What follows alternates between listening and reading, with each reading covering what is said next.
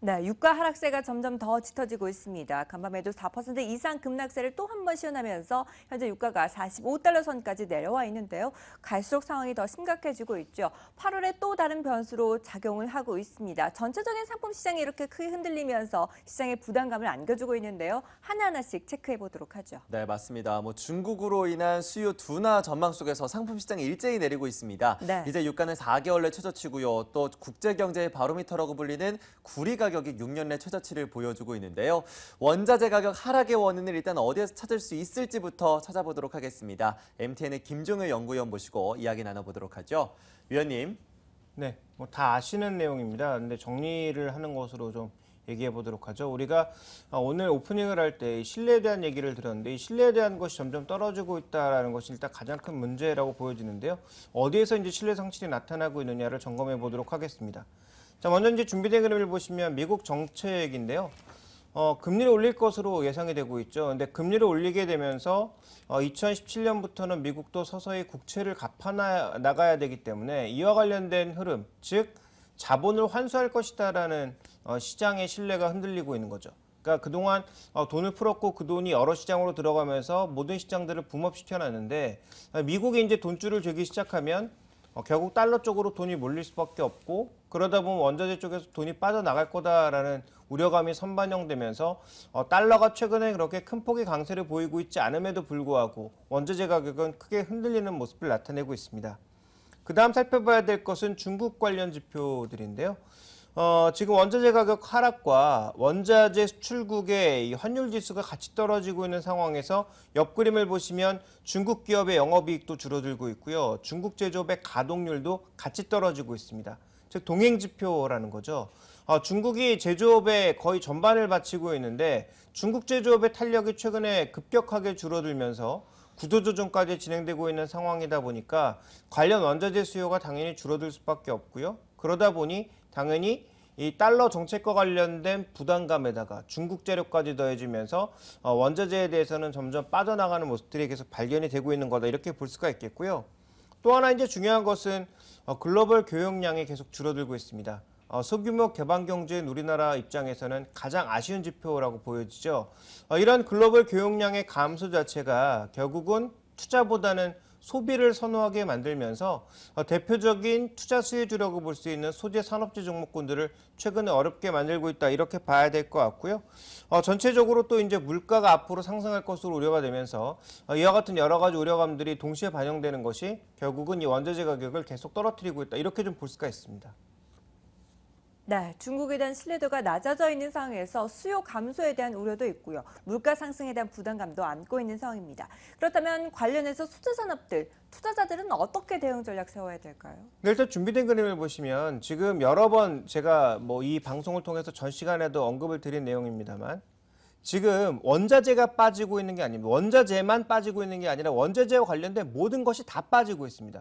원자재 관련 환율, 원자재 관련 증시, 원자재 관련 종목, 원자재 가격 자체 모두가 다 빠지고 있다는 거죠. 그러니까 달러가 거의 제자리에 머물고 있음에도 불구하고 이런 것들이 모두 속락하고 있기 때문에 이 방향성이 바뀌기 전까지는 현재 관련 종목군들에 대한 긍정적인 의견을 원래도 드리지 않았지만 지금도 드릴 수 없습니다. 그래서 가격이 많이 빠졌기 때문에 뭐 기술적 반등은 잠시 나올 수 있겠죠. 그렇지만 전체적인 트렌드를 바꾸기 위해서는 원자재 관련 환율, 원자재 가격 자체 이런 것들이 동반해서 올라가 주어야 국내 관련주들도 올라갈 수 있다는 거죠. 그래서 준비된 그림을 보시면 최근에 신흥시장 통화지수 빠지고 있죠. 원자재 가격 빠지고 있죠. 신흥시장 주가지수 빠지고 있죠.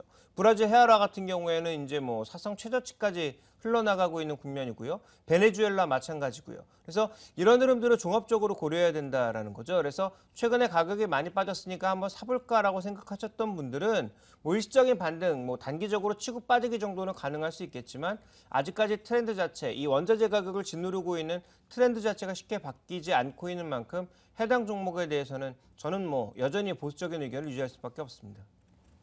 상품 시장과 관련된 시장이나 환율 모두 다 일단 보수적으로 바라볼 수밖에 없다라는 이야기를 전해주셨습니다. 그렇다면 이제 이어서 글로벌 화학주들에 대한 이야기도 들어보도록 하죠. 앞서 저희가 다우케미칼과 그리고 롯데케미칼에 대한 주가 비교를 해봤었습니다. 다우케미칼 같은 경우에는 실적이 예상에 부합하기는 했지만 전년 대비 매출이 줄어든 양상을 보여줬는데요. 일단 글로벌 화학주들의 최근 동향부터 짚어주시죠. 네, 한마디로 다 안 좋습니다. 뭐 다우케미칼만 안 좋은 게 아니라 지역별 가리지 않고 다 안 좋다라는 거죠. 그 준비된 그림을 보시면 다우케미칼의 주가 하락이 올해 초반부터 나타나기 시작했습니다. 그래서 이번 분기뿐만 아니라 지난 1분기부터 실적 충격이 있었다라는 거죠. 네, 실적 충격이라기보다는 매출 충격이라고 봐야 되겠죠. 매출이 늘지 않고 있다라는 것이 가장 중요한 하락의 원인이었고요. 독일의 바스프도 마찬가지입니다. 최근에 바닥권에서 놀고 있습니다. 최근에 유럽 증시 반등에도 불구하고 별로 그렇게 좋은 모습은 아니라는 거죠. 결국은 세계 최대 화학회사라고 볼 수 있는 바스프나 다우케미칼이 이렇게 헤매고 있는 것은 전반적인 석유화학 업종의 시황 자체가 좋지 않다라는 것을 반영하고 있습니다. 그러니까 우리가 이것을 짚고 넘어갈 수밖에 없다라는 거죠. 국내 석유화학 제품들 중에서는 왜냐하면 그 에탄 크래커가 워낙 다르기 때문에 미국향 가격과 아시아향 가격이 달라서 이와 관련된 교차 거래 이런 것들이 일어나면서 분명히 미국과 유럽이 안 좋다고 그래서 아시아도 안 좋은 거다 이렇게 얘기할 수는 없습니다만 어쨌든 글로벌 시황 자체에서 수요 자체에 대한 기대가 전혀 없다라는 것을 먼저 말씀드리고 싶은 거고요. 이런 수요 부담 자체가 결국은 국내 관련 기업에도 이어지지 않을까 우려가 좀 되고 있습니다. 네. 화학 업종 전체적으로 불황입니다. 그에 따라서 전체적인 매출이 증가하지 못한 것이 원인이 되고 있는데요. 그럼에도 불구하고 국내 기업 중에 롯데케미칼 같은 경우에는 2분기 말도 안 되게 사상 최대 실적을 기록했습니다. 이유를 어디서 찾을 수 있을까요? 네, 일단 수급 공백에서 찾아볼 수 있을 것 같습니다. 주력 제품이라고 볼 수 있는 MEG라든지 아니면 LDP라든지 원자재 가격은 안정적이었는데 판매하는 주력 제품들의 가격이 모두 개선이 되면서 마진 스프레드가 좋아진 거죠. 그래서 준비된 그림을 보시면 분기별로 2분기 실적이 사상 최대 실적이었고요. 현재 증권사들의 대부분의 예측이 뭐냐 하면 이제는 안정적인 실적을 보일 거다. 물론 2분기만큼의 실적은 다시 안 나오겠지만 어느 정도 안정적인 실적을 보여줄 거다라고 예상을 하고 있습니다. 그래서 이런 부분들이 주가를 끌어올렸다가 최근에 롯데그룹과 관련된 경영권 이슈라든지 아니면 석유 관련주들이 떨어지면서 같이 동반급락한 것이 나타나고 있는데요. 결국은 이 종목에 있어서의 그 핵심은 뭐냐면 마진 개선이 앞으로 이어질 수 있느냐. 그러니까 2분기에 보여주었던 그런 강력한 실적 추정치의 상향이 이루어질 수 있느냐가 결국 관건이 아닌가라고 보고 있습니다. 자, 그렇다면 지난 2분기에 기록을 했었던 사상 최대 분기 실적, 그 수준을 계속해서 유지할 수 있는지가 가장 중요한 포인트가 될 것 같습니다. 앞으로의 주가 전략과 함께 또 대응 전략도 소개해 주시죠. 네, 실제로 6월 중순 이후에는 좀 안 좋은 그림들이 많이 나타나고 있습니다. 준비된 그림 먼저 보시면 주력 제품이었던 나프타의 가격도 빠지고 있지만, 그러니까 원재료라고 볼 수 있는 나프타의 가격도 빠지고 있지만 최근에 부타디엔 가격이 급락하고 있는 모습이고요. 폴리에틸렌이라든지 그다음에 MEG 같은 가격들도 최근 들어서는 조금씩 둔화되는 모습이 나타나고 있습니다. 그래서 전반적인 마진 스프레드 좋아졌던 것이 3분기에는 급격하게 둔화될 가능성이 현재 제기가 되고 있고요. 또 하나 이제 긍정적으로 보고 있는 사람들은 이런 얘기를 합니다. 중국의 MEG 재고가 사상 최저 수준이다. 그렇기 때문에 앞으로 재고를 늘릴 거고 그렇다면 롯데케미칼의 수출은 늘어날 수밖에 없다라는 것을 예상하고 있는데요.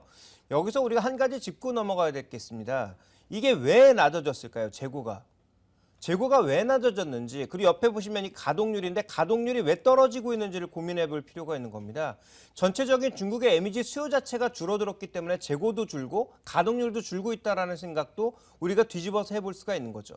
그러니까 이게 줄어들었으니까 앞으로 단순하게 늘어날 거라는 그런 바보 같은 생각보다는 이게 왜 줄어들었을까 좀 더 근원적으로 생각해 보면 중국의 실제적으로 수요 자체가 줄어들고 있기 때문에 가동률도 쉽게 높아질 수가 없는 거고, 그리고 또 하나 이제 중요한 건 재고도 이제 쉽게 늘릴 수가 없는 거죠. 재고 잘못 늘렸다가 이제 가격이 완전히 박살 나버릴 수 있으니까. 그러니까 지금 현재 구간에서는 중국 쪽 이슈를 보면서 MEG 재고가 사상 최저, 그러니까 앞으로 늘릴 수밖에 없다라는 그런 단순한 생각은 아마 굉장히 멍청한 투자 전략이 될 가능성이 높다라고 개인적으로는 보고 있고요. 그 다음에 이제 또 하나 우리가 이제 말씀드릴 수밖에 없는 것은 밸류에이션이 낮다라는 얘기를 많이 하는데, 자, 이 종목의 준비된 그림을 보시면 지금 이 검정색 그림이 이 컨센서스입니다. 이 종목의 이 컨센서스인데요. 굉장히 높은 수준에서 거래되고 있는데 가장 부정적으로 보고 있는 한 증권사 수준은 1분기 정도까지 낮아질 걸로 3분기 실적을 예측하고 있습니다.